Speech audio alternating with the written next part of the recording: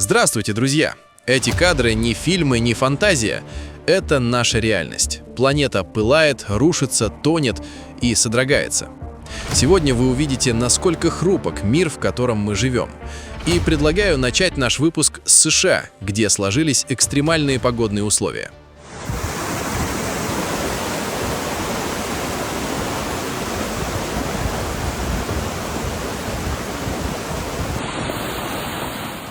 Серия мощных зимних штормов обрушилась на Калифорнию. Особенно тяжелая ситуация сложилась в Южной Калифорнии. Интенсивные ливни, принесшие более 25 мм осадков в час, спровоцировали масштабные селевые потоки и оползни, которые буквально засыпали улицы камнями и грязью. В Райтвуде в общей сложности выпало почти 250 мм осадков, что сделало это Рождество одним из самых дождливых в истории региона. Грязевые массы высотой в несколько десятков сантиметров поглотили припаркованные автомобили и заблокировали жителей в их домах. Пожарная служба округа Сан-Бернардино задействовала около 120 спасателей, которые эвакуировали людей из затопленных машин и с крыш домов. Власти ввели приказ оставаться в укрытии, который позже сменился предупреждением об обязательной эвакуации, так как часть трассы State Road 138 была полностью размыта.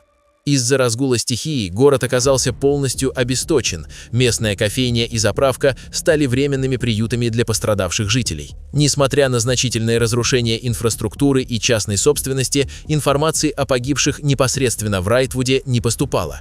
Губернатор Гэвин Ньюсом объявил чрезвычайное положение в южных округах Калифорнии, направив дополнительные ресурсы на ликвидацию последствий стихии. Под ударом стихии находится и северная часть штата Калифорния. Горный хребет Сьерра-Невада оказался во власти мощного зимнего шторма, который принес экстремальные снегопады, почти нулевую видимость и парализовал движение транспорта на ключевых магистралях. Одной из наиболее пострадавших стала межштатная автомагистраль I-80, проходящая через перевал Доннер. На данном участке снегопад был настолько интенсивным, что привел к введению обязательного контроля за наличием цепей противоскольжения для всех транспортных средств и многократным временным перекрытием трассы. В течение дня происходили многочисленные случаи заносов автомобилей и ДТП на скользкой дороге, что заставило дорожные службы и патрули дорожной полиции постоянно оказывать помощь водителям и периодически перекрывать дорогу. По прогнозам метеорологов, к концу недели в районе перевала Доннер ожидается до 60 сантиметров снега и до 3 метров на высокогорных хребтах. Сильный ветер усугубляет ситуацию, создавая условия белой мглы и значительно повышает лавинную опасность. Власти настоятельно рекомендуют водителям избегать поездок в горы без крайней необходимости и проверять текущие дорожные условия перед выездом. Путешествие в таких условиях является крайне опасным.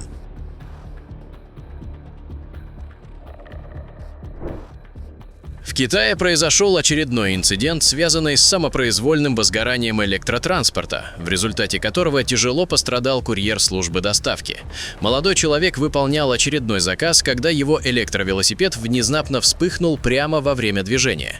Огонь распространился настолько стремительно, что мужчина не успел вовремя покинуть транспортное средство и оказался в эпицентре мощного термического выброса. Очевидцы вызвали экстренные службы, пострадавшего доставили в реанимационное отделение ближайшей больницы. Медики диагностировали у мужчины критические термические поражения. Ожоги охватили почти 90% поверхности тела. Особенно сильно пострадали лицо, руки и ноги. В ходе предварительного расследования было установлено, что причиной инцидента стал неисправный литиевый аккумулятор. Особый драматизм ситуации придает тот факт, что курьер приобрел электровелосипед всего за 5 дней до происшествия. Специалисты полагают, что в устройстве произошел тепловой разгон из-за производственного дефекта или использования некачественных компонентов, что привело к мгновенному воспламенению и интенсивному горению, которое практически невозможно потушить обычными средствами. В настоящее время врачи продолжают бороться за жизнь молодого человека, состояние которого остается крайне тяжелым. На фоне инцидента правоохранительные органы начали проверку производителя опасного устройства.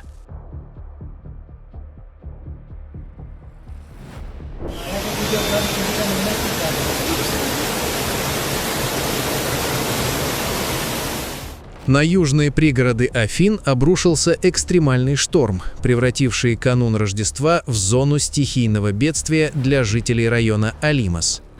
Мощнейший ливень, интенсивная фаза которого длилась всего около 10 минут, вызвал мгновенное наводнение. Улицы в считанные минуты превратились в бурные потоки воды и грязи. Наиболее серьезный инцидент произошел на улице Лисикратус, где под напором стихии обрушилась бетонная ограда многоквартирного дома. Грязевой поток повредил входную группу здания, разрушил трубопроводы и вывел из строя электросчетчики, после чего вода затопила подъезды и подвалы. Спустя полусуток после удара стихии жильцы пострадавшего дома вместе с муниципальными службами все еще продолжали расчищать помещения от наносов ила. По данным метеорологической службы Национальной обсерватории Афин, в Алимосе выпало 77 мм осадков, в Дафне – 78, а в Вероносе – 75,4 мм. В центральных районах Афин этот показатель составил около 59 мм. Непогода привела к массовым перебоям в электроснабжении и десяткам вызовов пожарной службы для откачки воды из затопленных помещений по всей южной части столицы. Местные жители выражают крайнее недовольство, отмечая, что проблема подтоплений в Алимосе носит хронический характер и не решается годами, несмотря на регулярные инциденты. Подобные ситуации уже фиксировались ранее в этом году и в рождественский период прошлого года. Власти региона Аттика вновь столкнулись с критикой за недостаточность мер по модернизации ливневой инфраструктуры, которая раз за разом оказывается неспособной справиться с кратковременными, но интенсивными осадками. На текущий момент экстренные службы продолжают восстановительные работы, синоптики, в свою очередь, предупреждают о сохранении нестабильной погоды до конца праздничной недели. Друзья, если вы хотите быть в курсе самых важных событий и не пропускать наши выпуски, подпишитесь на канал. Так вы точно не пропустите ничего важного.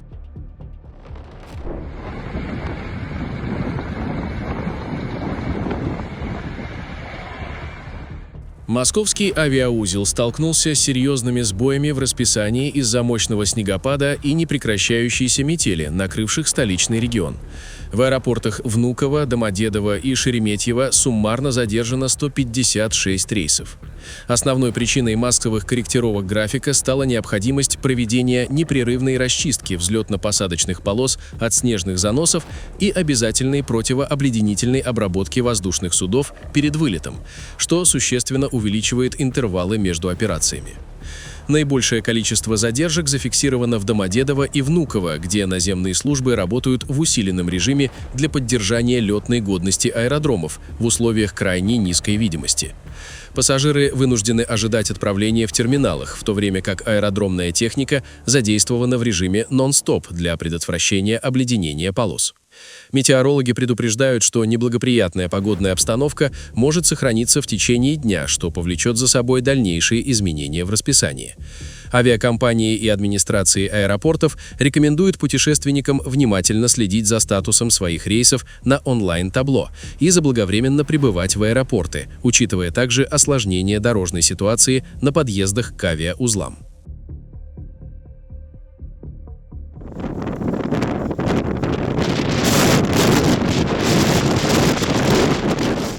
Это школа искусств. А второй этаж. Задуло. В среду в Якутии был зафиксирован температурный рекорд. Столбики термометров опустились до отметки минус 56 градусов Цельсия, что на тот момент являлось самой низкой температурой на планете. Эпицентром климатического испытания стал арктический поселок Тикси в Булунском Улусе.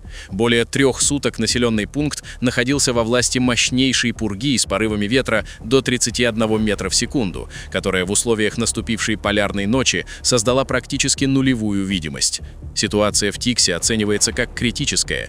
Из-за экстремальных погодных условий полностью прекращена работа школ и детских садов. Обильные снегопады и ураганный ветер привели к образованию огромных сугробов в человеческий рост, которые буквально замуровали жителей в их домах, полностью завалив входные двери и первые этажи зданий. Людям становится практически невозможно покинуть квартиры без посторонней помощи, а выход на улицу в одиночку официально не рекомендуется из-за смертельной опасности обморожения.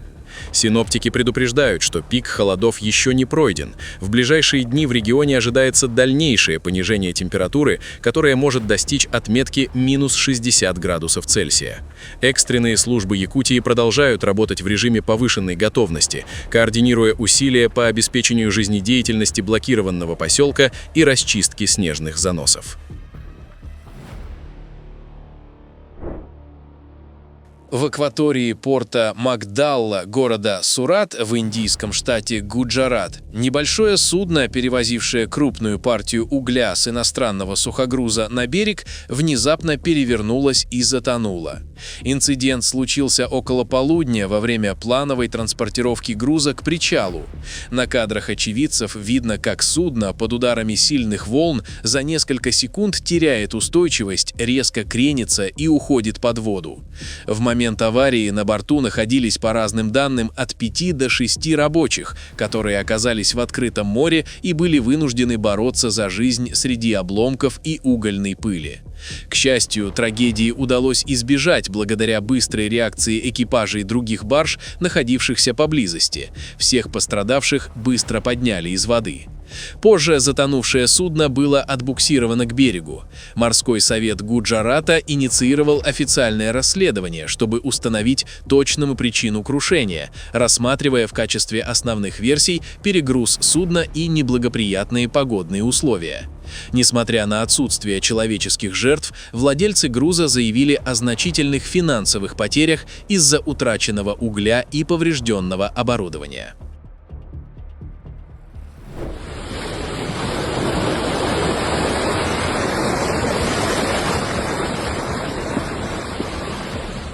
В четверг на район Манинджао в округе Агам на Западной Суматре обрушилось очередное разрушительное внезапное наводнение. Стихийное бедствие, вызванное экстремальными ливнями и разливом реки Батан-Кая-Писанг, произошло во второй половине дня. Мощный поток воды, несущий камни, грязь и обломки деревьев, ударил по жилым кварталам в деревне Нагари-Манинджао. Селевой поток затопил десятки домов и серьезно повредил здания вдоль русла реки. В результате разгула стихии было полностью парализовано движение на ключевой автомагистрали, соединяющей Букит-Тинги и Лубук-Басунг. Очевидцы запечатлели на видео моменты, как бушующая вода смывает постройки, а улицы превращаются в непроходимые реки из жидкой грязи. Спасательные и дорожные службы немедленно приступили к расчистке завалов, однако работы осложняются продолжающимся дождем и угрозой повторных оползней с окружающих холмов. По предварительным данным, информации о погибших или пострадавших непосредственно в Манинджао не поступало, но жителей призвали к максимальной бдительности и эвакуации из опасных зон. Этот инцидент стал частью масштабной природной катастрофы, терзающей остров Суматра с конца ноября. Общее число жертв наводнений и оползней в регионе к этому моменту уже превысило 1000 человек, десятки тысяч жителей остаются во временных убежищах. В провинции Западная Суматра сохраняется режим чрезвычайного положения из-за пика сезона муссонов и аномальных штормов.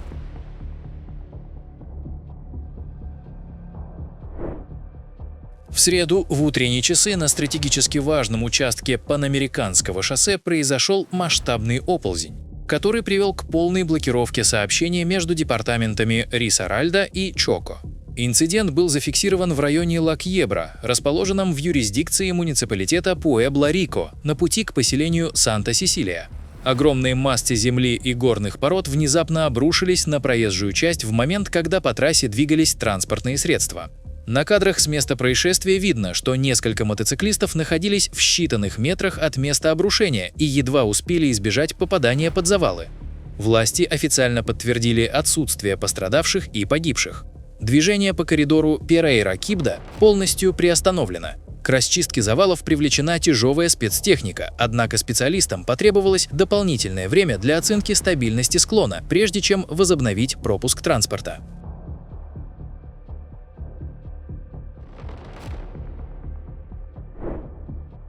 На озере Хулун, расположенном в автономном районе Внутренняя Монголия на северо-востоке Китая, вновь зафиксировали уникальное природное явление – ледяные олны.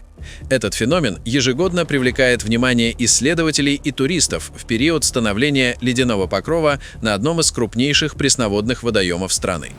Когда температура воздуха резко падает, поверхность озера начинает затягиваться молодым льдом, который еще не обладает достаточной прочностью.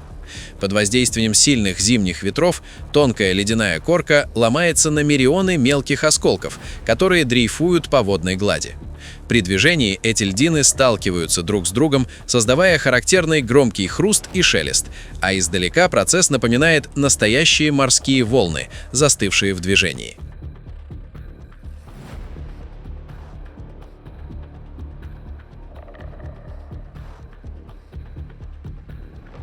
Друзья, на этом наш выпуск завершен. Будем рады видеть вас снова. Подписывайтесь и до встречи завтра в новом выпуске.